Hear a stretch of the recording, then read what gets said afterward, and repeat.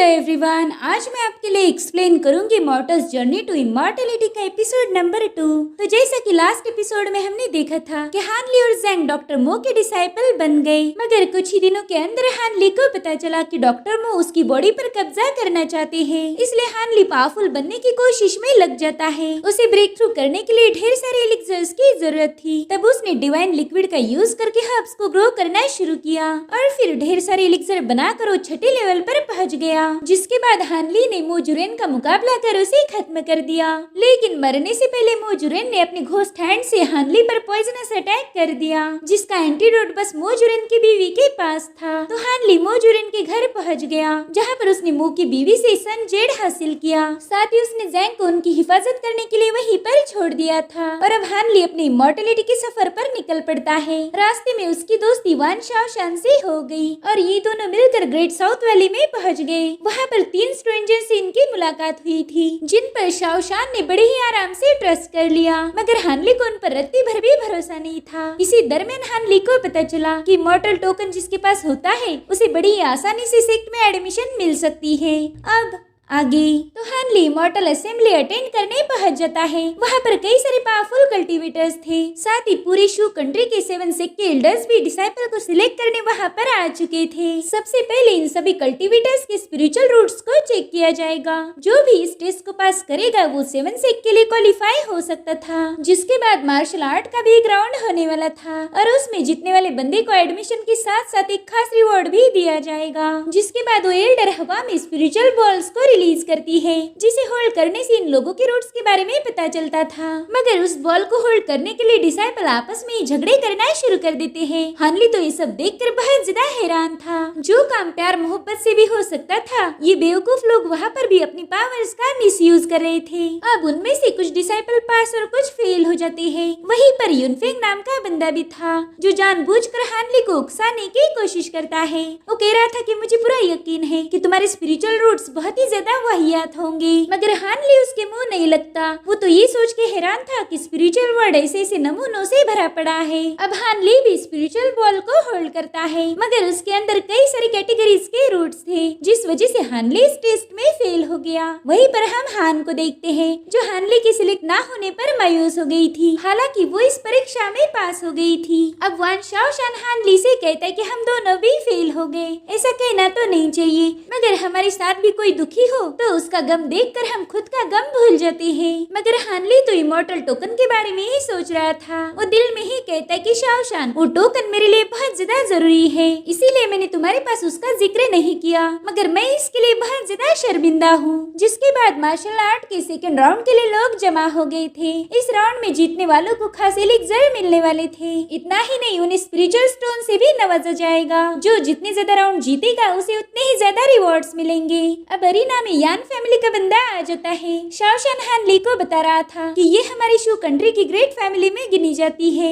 इनकी कल्टीवेशन भले ही कमजोर हो, मगर यान फैमिली के पास काफी अच्छे मैजिक टूल्स और फॉर्मेशंस है, जिसके दम पर वो आसानी से जीत सकते हैं। और इसी वजह से आज के मैच में तो बहुत ज्यादा मजा आएगा। और तभी यान फैमिली का ओपोनेंट रिंग में आ जाता है, मगर इस बंदे ने तुरंत ही अपना मैजिकल टूल यानी कि स्टार हैमर का यूज करके उस बंदे को शिकस्त दे दी। ये देखकर हानली को समझ आ गया था कि कल्टीवेशन बस स्पिरिचुअल रूट्स पर ही नहीं, बल्कि मैजिकल टूल्स, टैलिस्मान, फॉर्मेशन और एलिक्सर पर भी निर्भर करता है। अब अगला मैच यूनफेंग और एक बंदे के दरमियान था, लेकिन यूनफेंग ने तो उसे तुरंत ही हरा दिया। वो बंदा भी हार मान लेता है। वो कह रहा था कि मेरे पास ज्यादा स्किल नहीं है, इसलिए सीनियर प्लीज मुझे बख्श दीजिए। मगर हानली देखता है कि यूनफेंग ने अपना वेपन निकाल लिया है, जिसके बाद यूनफेंग बड़ी बेरहमी से उस बंदे को घायल कर देता है। हानली तो ये सब देखकर बहुत ज्यादा डिस्टर्ब हो जाता है। यूनफेंग उसे देखकर एटीट्यूड दिखा रहा था, मगर हानली फिलहाल उसके साथ कोई पंगे नहीं लेना चाहता था। वो शाओशान को बताता है कि मैं थोड़ा वॉक के लिए जा रहा हूँ, और हाँ, उन फ्री कल्टीवेटर से थोड़ा सा संभाल कर रहना,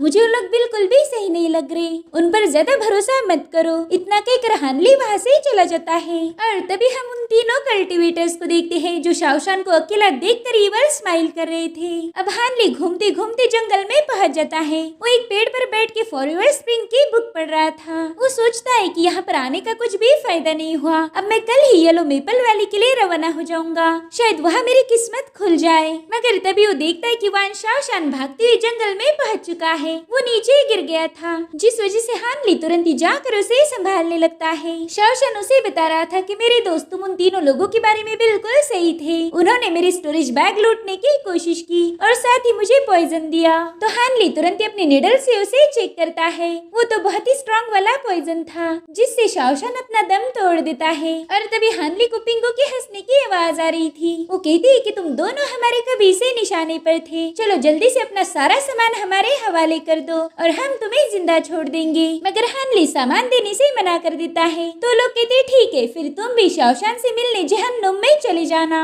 जिसके बाद वो लोग हान ली पर अटैक करना शुरू कर देते हैं। लेकिन हान ली भी कुछ कम नहीं था, उनके सारे अटैक्स को डॉज कर रहा था। ये देखकर पिंगो अपने मिक्स्ड एनर्जी बीड को एक्टिवेट कर देती है। वो बीड एक साथ हान ली पर अटैक कर रहे थे, मगर वो भी उन्हें डॉज कर लेता है। और इसी चक्कर में हान ली के पास मौजूद ज़ैंग की हेड भी गिर जाती है। हान ली के पास ये अपने दोस्त की आखिरी निशानी थी, जो कि अब खो गई, जिस वजह से हान ली भी अब गुस्सा हो गया था और अब उसने फ्लाइंग स्वॉर्ड का यूज करना शुरू कर दिया, जिसकी मदद से वो जियोजी और पिंगो को बड़ी ही आसानी से खत्म कर देता है। हालांकि किंगवेन समय रहते वहाँ से भाग गया था। अब हान ली शाओशान को दफना कर उसे ग्रीट कर रहा था। वो कहता है कि तुम इस कल्टीवेशन की दुनिया में मेरे सबसे पहले दोस्त थे, मगर अफसोस हमारा साथ यही तक का था। आपके साथ साथ मेरी फैमिली का जो सीक्रेट था वो भी अब दफन हो चुका है। और फिर वो उसे अलविदा कहकर अपना सफर शुरू कर देता है। वो कह रहा था कि डॉक्टर मो ने मुझे कल्टीवेशन की बात दिखाई और शाओशान ने मुझे इस दुनिया की कड़वी हकीकत बताई। इमॉर्टल्स के लिए हम मॉर्टल्स कोई मायने नहीं रखते, इसलिए मुझे कुछ भी करके खुद को स्ट्रांग बनाना ही होगा, तभी जाके मैं इस बेरहम दुनिया में सर्वाइव कर पाऊंगा। अच्छा हुआ मुझे एक मॉन्क से इमॉर्टल टोकन मिल गया। इस टोकन के रहते अगर मेरी स्पिरिचुअल रूट्स कमजोर भी रही तो भी मैं येलो मेपल वैली में एंटर कर सकता हूँ। जिसके बाद वो लंबा सफर तय करके फाइनली येलो मेपल वैली में पहुँच गया। वहाँ के एंट्रेंस पर एल्डर वो मौजूद थे। तो हान ली उन्हें अपना इमॉर्टल टोकन शो करता है, जिसे देखकर वो कह रहे थे कि लंबा अरसा हो गया मैंने ऐसा टोकन नहीं देखा था। बच्चे तुम तो बहुत लकी हो जो तुम्हारे पास ये टोकन है। जिसके बाद उसे येलो मेपल वैली ले जाने लगते हैं। वो कह रहे थे कि शायद तुम्हारे एंसेस्टर का हमारे मेपल वैली से कोई खास कनेक्शन होगा, इसी वजह से तुम्हारे पास ये टोकन है। हान ली देखता है कि वहाँ पर बहुत बड़ी फ्लाइंग कैरेज है, उसमें अभी अभी रिक्रूट किए कुछ डिसाइपल भी मौजूद थे। तो हान ली उन्हीं के साथ येलो मेपल वैली की तरफ रवाना हो जाता है। वो आज बहुत ज्यादा खुश था क्योंकि फाइनली वो एक प्रेस्टिजियस सेक्ट का डिसाइपल बन चुका था। अब एल्डर वो वहाँ से गुजरते हुए इन्हें सारी इन्फॉर्मेशन दे रहे थे। वो कहते कि वो हमारे सेक्ट लीडर का घर है, इसे मेन हॉल भी कहा जाता है। जल्द ही तुम सभी की उनसे मुलाकात होगी। साथ ही ये लोग देखते कि वहाँ पर कई सारे डिसाइपल्स हवा में फ्लाई कर रहे हैं, जिन्हें देखकर हान ली के साथ साथ ये सभी लोग हैरान थे। एल्डर वो बताते हैं कि हमारे येलो मेपल वैली के सभी डिसाइपल्स को फ्लाइंग टूल मिल जाते हैं और अब मैं तुम्हें भी फ्लाइंग टूल्स दे दूंगा। जिसके बाद उन सभी को बेसिक एलिक्सर्स और बेसिक टेक्निक्स प्रोवाइड करते हैं। साथ ही उन्हें फ्लाइंग टूल और स्टोरेज बैग भी प्रोवाइड की थी, जिसमें लोग अपना सारा कीमती सामान रख सकते हैं। जिसके बाद एल्डर उन्हें ट्रेनिंग हॉल दिखा देते हैं, जहाँ से ये लोग कल्टीवेशन को और स्ट्रांग बना सकते थे। साथ ही उसके अपोजिट साइड में 100 अपॉर्चुनिटी हॉल था, जहाँ से डिसाइपल्स को टास्क दिए जाते हैं और अगर टास्क सही से कंप्लीट हो गया तो डिसाइपल स्पिरिचुअल स्टोन्स भी अर्न कर सकते थे। जिसके बाद ये लोग सेक्ट में पहुंच गए। एल्डर वो सभी को अपना नाम रजिस्टर करने भेज देते हैं। हान ली भी वहीं पर जा रहा था, मगर वो उसे रोकते हुए कहती कि नहीं जाने दो, मुझे तुम्हें कुछ देना है। देखो तुम्हारे पास इमॉर्टल टोकन है और इसी वजह से तुम्हें फाउंडेशन एस्टेब्लिशमेंट एलिक्सर मिल जाएगा। लो इसे संभाल कर रखो। शुरुआत में कल्टीवेशन करना बहुत ज्यादा मुश्किल होता है, तब ये तुम्हारे काम आएगा। ये एलिक्सर बहुत ज्यादा रेयर है, तो लोग इसे पाने के लिए कुछ भी कर सकते हैं, इसलिए तुम्हें इसे संभाल कर रखना होगा। तो हान ली उनका शुक्रिया अदा करके सेक्ट में एंटर करता है। वो कह रहा था कि डिसाइपल्स को एक बेसिक फाउंडेशन बनाने के लिए बहुत ज्यादा मेहनत करनी पड़ती है और मेरे तो स्पिरिचुअल रूट्स भी कमजोर हैं, जिस वजह से मुझे फाउंडेशन बनाने के लिए बस एक ही फाउंडेशन एलिक्सर काफी नहीं होगा। मुझे कुछ भी करके एलिक्सर्स को रिफाइन करना ही होगा। मेरे पास इस एलिक्सर को बनाने का फॉर्मूला तो मौजूद है, मगर इसे रिफाइन करने के लिए मुझे ढेर सारे रेयर हर्ब्स की जरूरत पड़ेगी। और तभी वो एक नोटिस पढ़ता है जिसमें लिखा था कि एक डिसाइपल की अर्जेंट जरूरत है। उस डिसाइपल को हर्ब की फील्ड की देखभाल करनी है और बदले में उसे 10 स्पिरिचुअल स्टोन मिलेंगे। ये देखकर हान ली कहता है कि यहाँ पर तो मुझे रेयर हर्ब भी मिल सकते हैं और साथ ही एक सेक्लूडेड प्लेस है, वहाँ पर तो मैं बिना डिस्ट्रैक्शन के कल्टीवेट भी कर सकता सकता हूँ। अच्छा हुआ कि डॉक्टर मो ने मुझे मेडिसिन का नॉलेज दिया, अब वो मेरे आगे चल के बहुत ज्यादा काम आएगा। जिसके बाद हानली अजूर लीफ का यूज करके फ्लाई करने की प्रैक्टिस कर रहा था। शुरुआत में उसे इसमें बहुत ज्यादा दिक्कत हो रही थी, मगर वो जैसे तैसे मैनेज कर लेता है। लेकिन तभी एक ब्लेड फ्लाई करते हुए आके उसे हिट करती है, जिससे हानली घायल होके नीचे गिर गया था। दरअसल ये अटैक करने वाला कोई और नहीं बल्कि युनफेंग था। वो हानली से कहता है कि मैं तो तुम्हें देख देख के उब गया हूँ। जिस पर हानली कह रहा था कि सीनियर आप मुझे अकेला क्यों नहीं छोड़ते। तो कहता है कि तुमने इमॉर्टल टोकन देकर जो फाउंडेशन एस्टेब्लिशमेंट एलिक्सर लिया है वो मुझे दे दो। वो क्या है ना, तुम्हारे जैसे दो कौड़ी के इंसान के पास वो एलिक्सर शोभा नहीं देता। जिसके बाद वो अपनी विंडी ब्लेड से दोबारा से हानली पर अटैक कर देता है, जिसे हानली ने बेंड होकर डॉज कर दिया था। और अब उसने भी फायर बॉल से युनफेंग पर अटैक कर दिया, मगर वो हानली के अटैक को डिस्ट्रॉय कर उसे एक ही पाम अटैक में दूर पटक देता है। हानली को पता था कि वो इस बंदे का मुकाबला नहीं कर सकता, और तब तक युनफेंग उसे खत्म करने के लिए अपनी विंड ब्लेड को रिलीज करता है। हानली इस अटैक से मारा भी जा सकता था, मगर तभी एल्डर उस ब्लेड को डिस्ट्रॉय कर देते हैं। वो युनफेंग पर चला रहे थे, जिस पर वो कहता है कि एल्डर ये मसला हानली और मेरे दरमियान का है, इसलिए आप इसमें दखल ना दे। वो अब एक और बार हानली पर अटैक करने चला जाता है, मगर एल्डर तुरंत ही अपने पावर्स का यूज करके उसे दूर ढकेल देते हैं। वो युनफेंग से कहते कि तुम गुस्ताख भी हो और वाहियात भी। तभी वहाँ पर एक और एल्डर की एंट्री होती है। वो कह रहा था कि नए डिसाइपल्स तो ऐसे ही होते हैं। दरअसल इनका नाम था एल्डर यीन और ये युनफेंग के मास्टर थे। वो कहते भाई तुमने मेरे डिसाइपल को बुरी तरह से घायल किया है। जिस पर एल्डर वो बताते हैं कि आपके डिसाइपल ने एक बेकसूर बच्चे पर हमला किया था, मैंने तो बस उसे उसकी सजा दी है, नहीं तो वो हानली को खत्म कर देता, और मैं हानली के मार्शल अंकल के नाते होने नहीं दे सकता। जिस पर एल्डर यीन कह रहे थे कि हम दोनों भी कभी जवान हुआ करते थे, तुम्हें क्या लगता है कि हम यहाँ पर कैसे पहुँचे? देखो हम भी बेरहम थे। इस कल्टीवेशन की दुनिया में पावर्स ही सब कुछ है, और रही बात उस फाउंडेशन एलिक्सर की, तो उसी के पास होना चाहिए जो बंदा उसके लायक हो।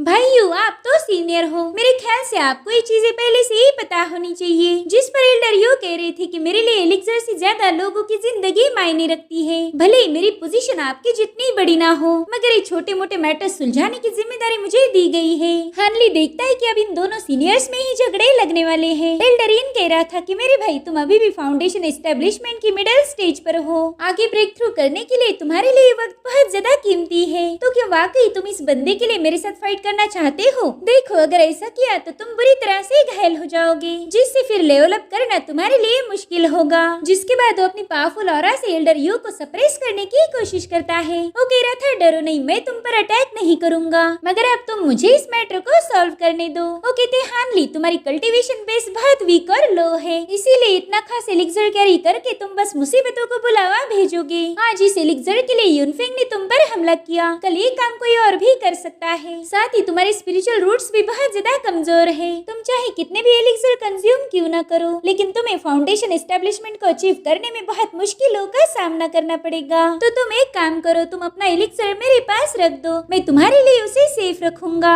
जिस पर हानली कह रहा था कि सीनियर मुझे पता है कि मेरे रूट्स कमजोर है, मगर मैं कड़ी मेहनत करने के लिए तैयार हूँ, इसलिए मैं मेरा एलिक्सर आपके पास बिल्कुल नहीं रखूंगा। ये सुनकर एल्डर यीन के तो खून में ही आग लग गई थी। वो कहते हैं कि तुम में हिम्मत भी है और तुम बहुत जिद्दी भी हो। चलो एक काम करते हैं, मैं तुम्हें कुछ स्पिरिचुअल स्टोन और हर्ब्स दे दूंगा और उसके बदले तुम मुझे वो एलिक्सर दो। देखो इस ऑफर को ठुकराना मत, वरना अंजाम बुरा होगा। हानली भी सोचता है कि अब तो मैं इसे मना नहीं कर सकता, वरना ये बंदा मुझ पर अटैक कर देगा, इसलिए हानली मान जाता है। अब एल्डर ने पैसों की पोटली हानली की तरफ फेंक दी थी और हानली ना चाहते हुए भी एलिक्सर उसे दे देता है। इन कह रहा था कि हानली स्पिरिचुअल हर्ब तुम्हें थोड़ी देर बाद मिल जाएंगे और कल याद से एक लीडर से मिलने चले जाना। जिसके बाद वो वहाँ से निकल जाता है। युनफेंग तो इस सब से बहुत ज्यादा खुश हो गया था। हानली सोचता है कि आज जो कुछ भी हुआ उसके लिए मैं किसी और को ब्लेम नहीं कर सकता, क्योंकि इसका जिम्मेदार मेरी कमजोरी है, मगर एक दिन मैं जरूर इसका बदला लूंगा। वो देखता है कि एल्डर यू भी मायूस होकर वहाँ से चले गए। जिसके बाद हानली जैसे तैसे अपने कमरे में पहुंच जाता है। उसने जाते ही एलिक्सर पिल कंज्यूम कर ली ताकि उसकी इंजरीज हील हो जाए, और फिर अगले ही दिन वो एक कूल एंट्री मारते हुए सेक्ट में पहुंच जाता है। दरअसल वो मेन हॉल में सेक्ट लीडर से मिलने आया था। वो जाते ही उन्हें ग्रीट करता है। सेक्ट लीडर उससे कह रहे थे कि कल जो कुछ भी हुआ उसकी खबर मुझे मिल चुकी है। हानली तुम एक नए डिसाइपल हो, तुमने मुसीबतों से थोड़ा सा दूर रहना चाहिए। अब तुम 100 अपॉर्चुनिटी हॉल चले जाओ, वहाँ पर तुम्हें नया टास्क दिया जाएगा और हाँ, कुछ दिनों तक तुम थोड़ा संभाल कर रहना। तो हानली उनका शुक्रिया अदा करते हुए वहाँ से जाने लगता है। वो सोच रहा था कि यहाँ पर क्या सही है और क्या गलत है ये देखा नहीं जाता, बस इस सेक्ट में पावर सी मायने रखती है और वैसे भी मैं एक मामूली सा डिसाइपल हूँ, तो मेरे लिए कोई भी स्टैंड नहीं लेगा। अब वहाँ से बाहर आते ही उसे एक बंदे की आवाज आती है। वेले कोई और नहीं बल्कि वही यूनफेंग था। वो कहता है कि फाइनली वो एलिक्सर मुझे मिल ही गया, मैं तो बहुत खुश हूँ और साथ ही लकी भी जो मेरी तुमसे मुलाकात हुई। शुआर उससे कह रही थी कि आप यहाँ पर नए हो, मगर फिर भी आपने आते ही प्रॉब्लम्स खड़ी करना शुरू की है।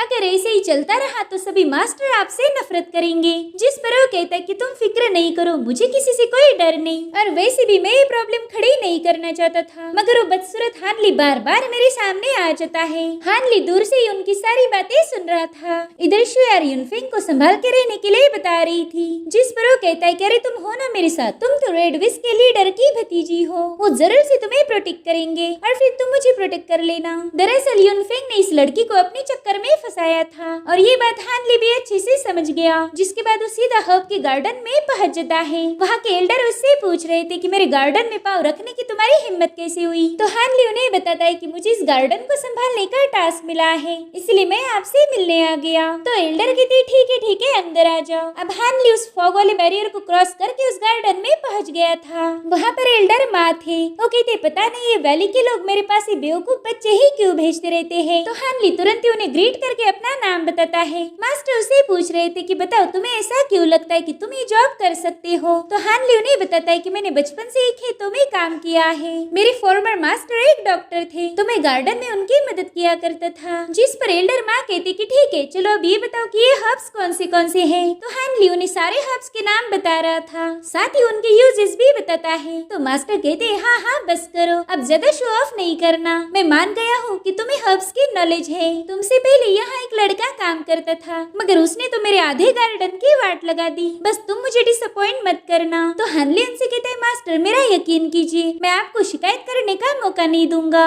तो मास्टर तुरंत ही उसे गार्डन का टोकन देते हुए कह रहे थे कि ये लो, अब इस गार्डन की जिम्मेदारी तुम्हारे ऊपर है, बस मेरे हर्ब्स को मारना मत, समझ गई तुम। जिसके बाद मास्टर वहाँ से जाने लगते हैं। तभी हानली उनसे पूछता है कि मास्टर यहाँ पर चेल्सडनी मशरूम और वायलेट मंकी फ्लावर कहाँ मिलेगा। ये सुनकर ही मास्टर समझ गए थे कि इस बंदे को फाउंडेशन एलिक्सर रिफाइन करना है। तो वो हानली को बताते हैं कि इस एलिक्सर को बनाने के लिए बस फॉर्मूला काफी नहीं होता, तुम्हें ये रेयर हर्ब मिलने चाहिए जो कि हमारे पास मौजूद नहीं। ग्रेट साउथ कॉन्टिनेंट में बस एक ही जगह है जहाँ पर ये हर्ब्स पाई जाती है और उस जगह को ब्लड फॉरबिडन ग्राउंड कहा जाता है। जिसके बाद हमें सीधे 3 सालों बाद की कहानी दिखाई जाती है। हानली ने 3 सालों तक एल्डर माँ को गार्डन में मदद की और अब तो वो भी हानली को पसंद करने लग गए थे। साथ ही हानली ने एल्डर वू से भी कई सारी बातें सीख ली। और रही बात एल्डर यिन की, तो उन्होंने अभी तक भी हानली को हर्ब्स नहीं दिए थे, मगर हानली को भी उनसे ज्यादा उम्मीद नहीं थी कि वो उसके हिस्से के हर्ब्स वापस देंगे। इसी दरमियान हानली को एक सेक्लूडेड केव मिली जो गार्डन से काफी ज्यादा नजदीक थी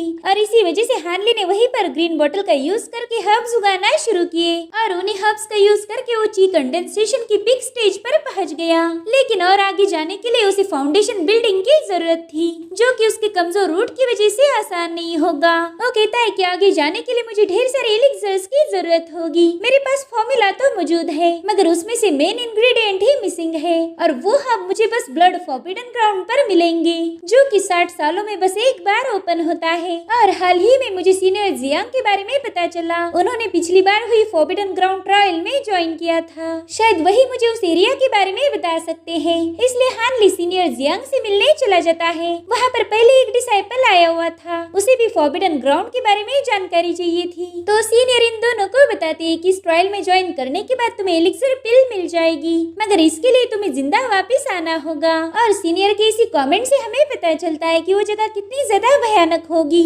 वहाँ पर जोंग नाम का बंदा था, वो कहता है कि पिछली बार जो ट्रायल हुई थी उसमें से बस 30% डिसाइपल ही सरवाइव कर पाए, बाकी के सारे लोग मारे गए थे। अब हानली जियांग को फॉरबिडन ग्राउंड के बारे में पूछ रहा था, तो जियांग बताते हैं कि वो जगह पहला कभी एक स्पिरिचुअल एनर्जी का भंडार थी, वहाँ पर हर किस्म के स्पिरिचुअल हब उगा करते करते थे। मगर फिर डिसाइपल ने वहाँ के हर्ब्स को कलेक्ट करना शुरू किया, जिस वजह से वहाँ के सारे पौधे कम होते चले गए और फिर वहाँ पर हर्ब्स के लिए फाइट होना शुरू हो गई। ये सिलसिला 100 सालों तक चलता गया। इंसानों की लालच ने उस पाक जमीन को नापाक कर दिया। वहाँ पर खून की नदियाँ बही। इसीलिए सातों सेक्ट ने मिलकर एक प्लान बनाया। वहाँ पर एक फॉर्मेशन सेटअप किया गया जो कि बहुत ज्यादा पावरफुल और खतरनाक है। वो फॉर्मेशन हर 60 सालों में एक बार ही ओपन होता है और इसमें बस कंडेंसेशन लेवल वाले बंदे ही एंटर कर सकते हैं। ज़ोंग कह रहा था कि सीनियर मैंने ये भी सुना है कि वहाँ पर डिमोनिक बीस्ट मौजूद है, जिस पर जियांग कह रही थी कि स्पिरिचुअल हब जहाँ पर ग्रो करते हैं वहीं पर ये बीस्ट भी पाए जाते हैं, तो तुम्हें उनसे और साथ ही अपने फेलो डिसाइपल से बच के रहना होगा। खैर बीस्ट तो जानवर है ही, मगर ये डिसाइपल उनसे भी ज्यादा खतरनाक साबित हो सकते हैं। अगर तुम्हें वहाँ पर सरवाइव करना है तो तुम्हारे पास चालाकी और हिम्मत होनी चाहिए। जिसके बाद कहानी फिर से 200 साल आगे चली जाती है। हानले हमें बता रहा था कि मेरे पास हब्स को पाने का यही आखिरी मौका था और अगर ये मेरे हाथ से चला जाता तो मुझे अगले 60 सालों तक इंतजार करना पड़ता। तो मैंने ये रिस्क उठाई। मेरे पास प्रैक्टिस करने के लिए 6 महीने का वक्त था ताकि मैं अपनी स्किल को थोड़ा सा इम्प्रूव कर पाऊँ। कहानी फिर से पास में चली जाती है। हानली वैली के मार्केट में पहुंच गया था। उसने अपने फेस पर मास्क लगाया था ताकि कोई भी उसे पहचान न पाए। जिसके बाद वो एक ट्रेजर स्टोर में चला जाता है। वहाँ पर उसने अपना नाम ली फेयू बताया। वो कहता है कि मुझे स्पेशल मैजिक टूल खरीदने हैं। मेरे पास पैसों की कोई कमी नहीं, बस अच्छे टूल की जरूरत है। ये सुनकर तो ओनर बहुत ज्यादा खुश हो गया था। वो कहता है बरखुरदार, तुम एकदम सही जगह पर आए हो। जिसके बाद वो उसे गोल्ड बीटल स्वान ब्लेड दिखाता है। इसमें एक मेन ब्लेड और दूसरी छोटी 8 ब्लेड्स थी, मगर हानली को ये ज्यादा पसंद नहीं आती। तो बंदा जिसका नाम वांग था वो हानली को दूसरी ट्रेजर दिखाना शुरू करता है जिसमें हेवी सोर्ड और शील्ड थी, साथ ही थंडर बॉल भी था। मगर हानली इनमें ज्यादा दिलचस्पी शो नहीं करता। तो बंदा फाइनली उसे गोल्डन लाइट ब्रिक टैलिस्मान दिखा देता है और ये हानली को काफी इंटरेस्टिंग लगा था। अब वो बंदा उसे बताता है कि ये बहुत ही खास ट्रेजर है। तो हानली कहता है ठीक है, इस हब को रख लो और इसके बदले में मुझे वो टैलिस्मान दे दो। वो शॉपकीपर देखता है कि हानली ने दिया हुआ हब 1000 साल पुराना है। वो कह रहा था कि इतना खास हब मैंने आज तक नहीं देखा, लेकिन सिर्फ इतना सा हब उस ट्रेजर के लिए काफी नहीं होगा। तो हानली उसे ढेर सारे हब्स देकर वो सारे के सारे मैजिकल टूल खरीद लेता है। वो बंदा भी इससे बहुत ज्यादा खुश हो गया था। अब हानली सेक की तरफ वापस जाते हुए सोच रहा था कि इस टैलिस्मान के साथ मैं ब्लड फॉरबिडन ग्राउंड पर अपनी किस्मत आजमा सकता हूँ। और तभी उसे किसी की आवाजें आने लगती है। तो हानली चुपके से उन लोगों की बातें सुनने लगता है। दरअसल ये कोई और नहीं बल्कि यूनफेंग और चाओशियान थी। वो यूनफेंग से कह रही थी कि फॉरबिडन ग्राउंड बहुत ज्यादा खतरनाक है, तो आप इतनी बड़ी रिस्क क्यों उठा रहे हो। जिस पर वो कहता है कि मेरे पीछे रेड विस्क का सपोर्ट है, इसलिए मुझे पता है कि मैं जल्दी फाउंडेशन बिल्डिंग पर पहुंच जाऊंगा। और तभी चाओशियान को अचानक से चक्कर आने लगते हैं। दरअसल उस कमीने यूनफेंग ने उसकी वाइन में बेहोशी और लस्ट की दवा मिला दी थी, जिससे चाओशियान बेहोश हो जाती है। वो कह रहा था कि देखो आज न कल हमें ये सब करना ही था, फिर समय बर्बाद क्यों करने का। आज मैं तुम्हें एक अच्छा क्वालिटी टाइम दूंगा। साथ ही उसके पास मौजूद एलिक्सर पिल भी निकाल लेता है। अब वो उस पर जबरदस्ती करने ही वाला था कि तभी उसे फील होता है कि वहाँ पर कोई है जो उसे छुपके से देख रहा है। तो तुरंत अपने विंडी ब्लेड से उस पेड़ पर अटैक कर देता है। तो हानली तुरंत ही उसके सामने कूद गया था। यूनफेंग कहता है कि तुम कौन हो ये मुझे पता नहीं, इसलिए जल्दी से अपना उस स्टूपिड मास्क उतार दो। तो हानली अपने रियल फॉर्म में उसके सामने आ जाता है। यूनफेंग उसे देखकर कह रहा था वाओ ये तो मेरी लकी नाइट है, मैंने बस तुम्हारा एलिक्सर ही हासिल किया था, मगर आज तो तुम्हारे जैसे कीड़े को मसलने का मौका मुझे मिल चुका है। जिसके बाद वो अपना एक फ्लैग बाहर निकाल कर ड्रैगन को समन करता है। ये ब्लू ड्रैगन फ्लैग हानली पर अटैक करने जा रहा था। तो हानली भी अपनी गोल्ड बीटल ब्लेड से उस ड्रैगन पर अटैक कर देता है, मगर उसकी ये मूव फेल हो गई थी। अब वो ड्रैगन हानली के पीछे लग गया था, जिसे हानली फायर बॉल से डिस्ट्रॉय कर देता है। लेकिन तब तक यूनफेंग ने दूसरा ड्रैगन उस पर छोड़ दिया। वो ड्रैगन हानली को अपनी पूंछ में जकड़ लेता है, मगर उसी वक्त हानली की गोल्डन ब्लेड सीधे उस ड्रैगन के सिर में घुसकर उसे डिस्ट्रॉय कर देती है। इधर यूनफेंग और तो ड्रैगन भेज देता है, जिसे हानली ने डार्क आयरन शील्ड से डिस्ट्रॉय कर दिया। तब यूनफेंग फ्लैग की मदद से खुद ही उसके साथ फाइट करना शुरू कर देता है, मगर हानली उसके हर एक अटैक से बचते हुए गोल्ड ब्लेड से उसका मुकाबला कर रहा था। हमें इन दोनों के दरमियान बहुत ही इंटेंस फाइट देखने को मिलती है। इस फाइट में हानली ने अपनी पूरी ताकत लगा दी और फाइनली वो यूनफेंग में अपनी गोल्ड ब्लेड घुसा कर उसे खत्म कर देता है। हानली ने पास में हुई सारी जलीलियत का बदला ले लिया था। साथ ही उसकी स्टोरेज बैग भी छीन लेता है जिसमें फाउंडेशन एस्टेब्लिशमेंट एलिक्सर पिल थी। वो कहता है कि ये पिल मेरी थी और आज वापिस से मेरे पास ही आ चुकी है। अगर हानली उसके बाकी के ट्रेजर को नहीं लेता, क्योंकि उस ट्रेजर को ट्रैक किया जा सकता था। जिसके बाद वो यूनफिंग की बॉडी को आग लगाकर उसे डिस्ट्रॉय कर देता है, मगर तभी चाओ शियान ने उसे पीछे से पकड़ लिया था। वो एकदम नशे में थी और हानली अपनी इज्जत बचाने की पूरी कोशिश कर रहा था, मगर चाओ शियान उसे जबरदस्ती किस करती है। हानली को भी अब ये सब अच्छा लग रहा था, मगर थोड़ी देर में वो होश में आ जाता है। उसने तुरंत ही चाओ शियान को दूर ढकेल के उस पे अटैक कर दिया, क्योंकि औरतों के चक्कर बहुत बुरे होते हैं। ये बात हानली को पता थी। वो उसे बताता है कि यूनफिंग बहुत कमीना इंसान था। खैर मैंने समय रहते तुम्हें बचा लिया। जिसके बाद उसे एक बड़ी फ्री पिल खिला देता है ताकि वो आज रात क्या हुआ था वो सब भूल जाए। जिसके बाद हानली घर वापिस आकर टेलिस्मान को ड्रॉ कर रहा था। वो कहता है कि मैंने यूनफिंग को तो रास्ते से हटा दिया, अब मेरा अगला टारगेट है ब्लड फॉरबिडन ग्राउंड। मेरे पास जो मैजिकल टूल है वो नॉर्मल बैटल्स के लिए काफी है, मगर बात की जाए एक पावरफुल दुश्मन की तो तब मुझे टेलिस्मान और थंडरबॉल की जरूरत पड़ेगी। और तभी वहाँ पर एल्डर माँ आ गए थे, इसलिए हानली अपने मैजिकल टूल तुरंत ही छुपा देता है। वो कह रही थी कि तुम जल्द ही फॉरबिडन ग्राउंड की ट्रायल देने वाले हो, इसलिए मैंने तुम्हारे लिए कुछ बनाया है। जिसके बाद वो एक एलिक्सर की बोतल हानली को थमा देती है। हानली उसे लेने से मना कर रहा था। वो कहता है एल्डर मेरे से ज्यादा आपको एलिक्सर की जरूरत है, लेकिन एल्डर माँ उसकी एक नहीं सुनते। उन्होंने जबरदस्ती वो एलिक्सर हानली को दे दिया। तो हानली उनसे वादा करता है कि वो फ्यूचर में उनका ही फेवर जरूर लौटाएगा। अब एल्डर जाते हुए उससे कह रहे थे कि प्लीज जिंदा वापिस आ जाना, अभी भी गार्डन्स को संभालने के लिए मुझे तुम्हारी जरूरत है। दरअसल वो हानली के लिए बहुत ज्यादा फिक्रमंद थे, बस उनका केयर करने का तरीका थोड़ा सा अजीब था।